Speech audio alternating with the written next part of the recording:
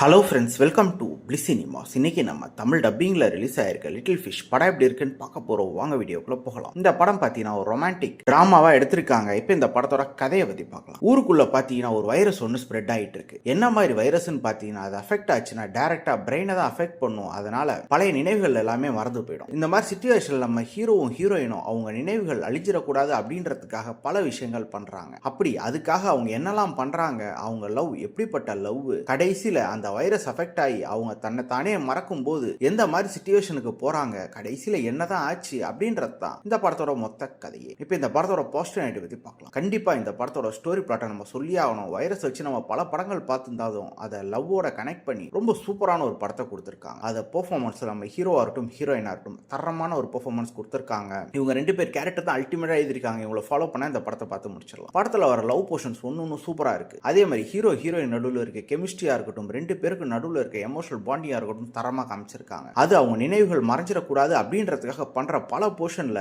நம்மளை கண்கலங்க வைக்கிறாங்கன்னே சொல்லலாம். டெக்னிக்கலி படம் பயங்கர சவுண்டா இருக்கு. சினிமோட்டோகிராஃபி, சவுண்ட் எஃபெக்ட்ஸ், பிஜிஎம் எல்லாமே செம்மையா பண்ணி கொடுத்துருக்காங்க. ஸ்கிரீன் பிளேஸ் பார்த்தீங்கன்னா ஒரு இன்ட்ரெஸ்டிங்கான ஸ்கிரீன் பிளே தான். படம் கொஞ்சம் ஸ்லோவா ஸ்டெடியா போனாலும் அந்த எமோஷனல் பாண்டிங் நம்மளை சூப்பரா இந்த படத்தை உட்காந்து பார்க்க வைக்கும். கண்டிப்பா இந்த படம் ஒரு தரமான படம் தான். ட்ரை பண்ணி பாருங்க. படத்துல அடல் கண்டென்ட் இருக்கு, ஸோ ஃபேமிலியோட ட்ரை பண்ணாதீங்க. இந்த படத்துக்கு IMDbல 7 கொடுத்துருக்காங்க. நம்மளோட ரேட்டிங் கண்டிப்பா 7.5 கொடுக்கலாம். கண்டிப்பா எமோஷனல் பாண்டிங்கான ஒரு படம். ட்ரை பண்ணி பாருங்க. இன்னொரு வீடியோல சந்திக்கலாம். தேங்க்யூ.